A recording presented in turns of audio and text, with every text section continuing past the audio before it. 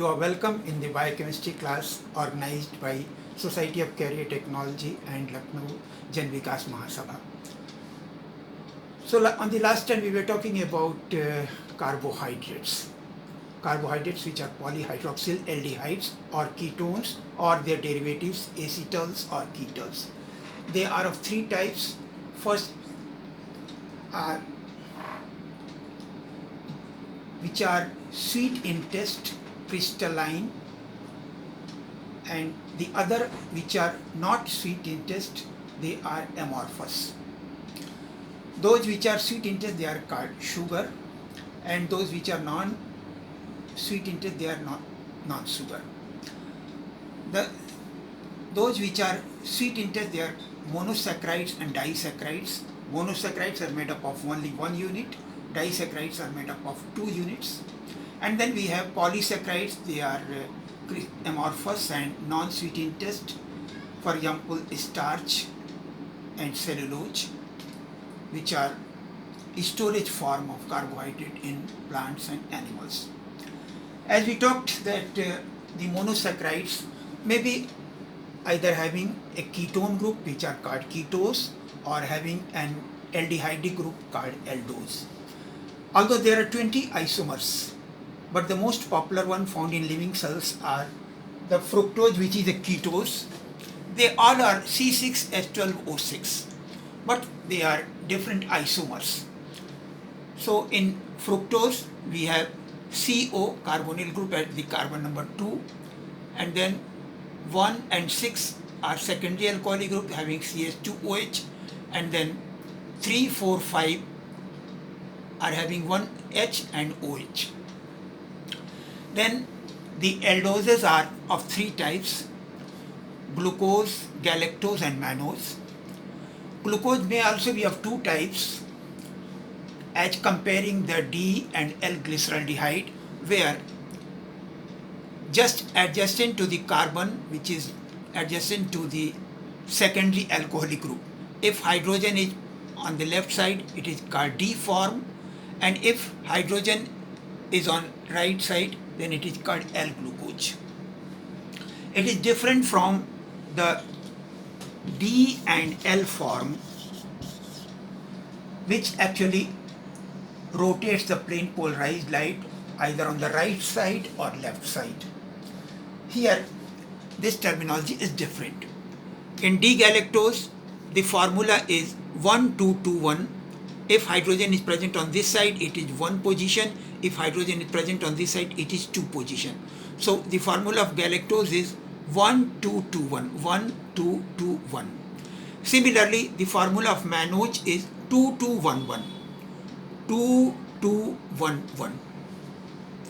But only 10% of the properties can be explained on the basis of straight chain. For explaining 90% of the properties, we have to rely upon ring formula. As you know, in carbon, the bond angle of carbon is 109 degree 28 minutes. So if actually in the straight chain itself, if one carbon is here, one carbon is here, and when we will make the third one, this angle is 109 degree 28 minutes, fourth will be here, fifth will be here. So actually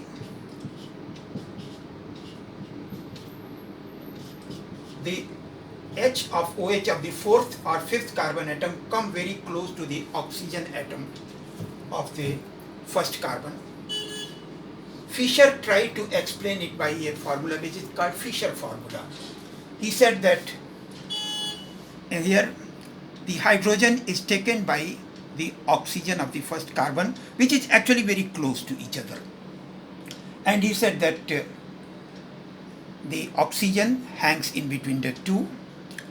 But you know that it is also not according to the exact angle 109 degree 28 minutes. So Haber's projection gives another style in which it is presented in a 6 carbon ring, where the carbon number 1, carbon number 2, carbon number 3, carbon number 4, carbon number 5, they groups which are present on this side, they are presented on upper side, and the groups which are present on right side, they are presented on lower side. It is more convenient to explain the structure of disaccharides and polysaccharides.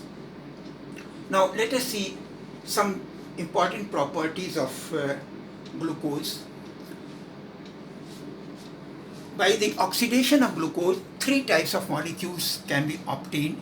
If it is oxidized by mild oxidizing agent, for example Tollens reagent or Fehling solution, it gives the carbon number 1 is oxidized, forms COOH. It is called gluconic acid.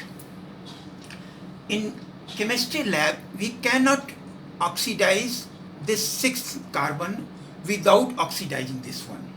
But in living system, we have some enzymes which can oxidize this carbon of the sixth group to form glucuronic acid. Glucuronic acid is very important because it binds with some toxic substances found in our body and make them soluble in water so that their elimination from kidney becomes easier. By oxidizing with concentrate nitric acid or any other strong oxidizing agent, both carbon number 1 and both carbon number 6 are oxidized to form saccharic acid. Similarly, for reduction also, reduction it can be possible by using sodium amalgam of water. So glucose is oxidized. Here at this point 2 hydrogen atoms are attached and 2 isomers are formed, sorbitol or mannitol. They are alcohols. Now let us see how disaccharides and polysaccharides are formed by which type of bonding. Disaccharides are made up of 2 monosaccharide units. The 3 most important ones found in living system are sucrose, which is made up of 1 glucose and 1 sucrose. Then there is maltose, which is made up of 2 glucose molecules. Then there is lactose or milk sugar, which is made up of 1 galactose and 1 glucose. There are 3 types of bonding in between. There is 1,4-alpha glycosidic linkage, 1,4-beta glycosidic linkage, and then 1,6-alpha glycosidic linkage. Now you can see here what is 1,4-alpha glycosidic linkage.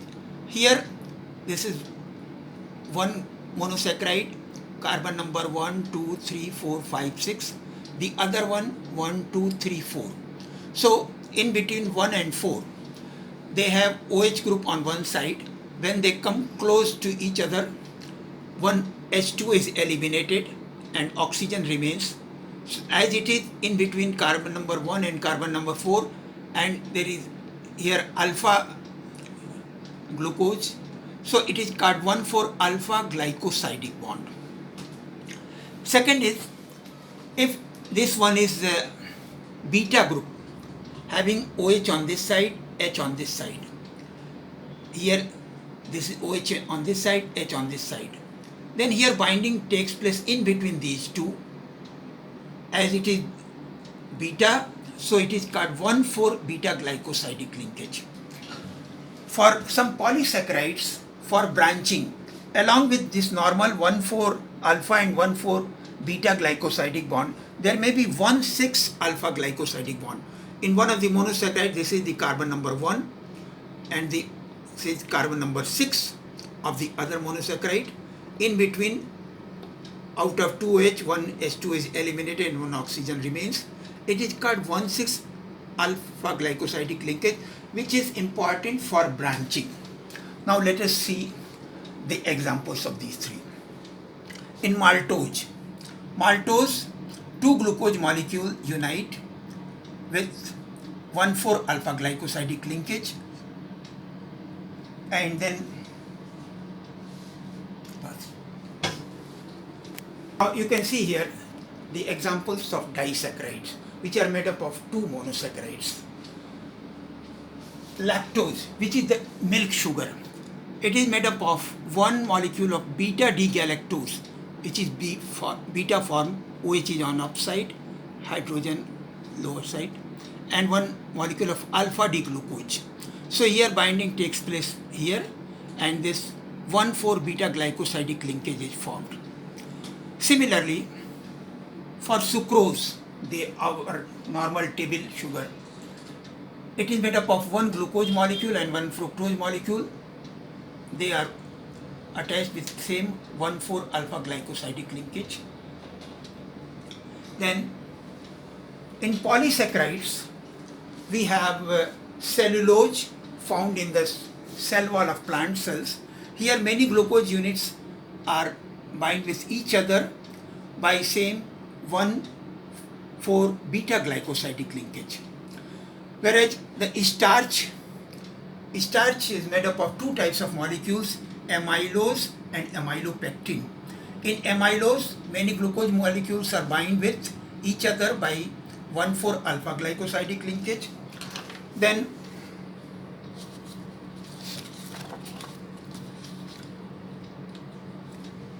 another component of starch is amylopectin.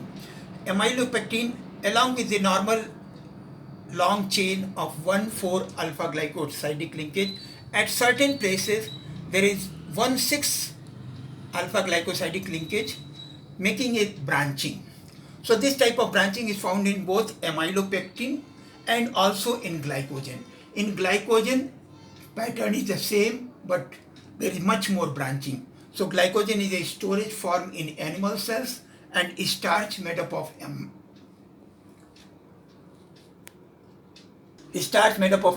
and amylopectin are the storage form of the plant cells.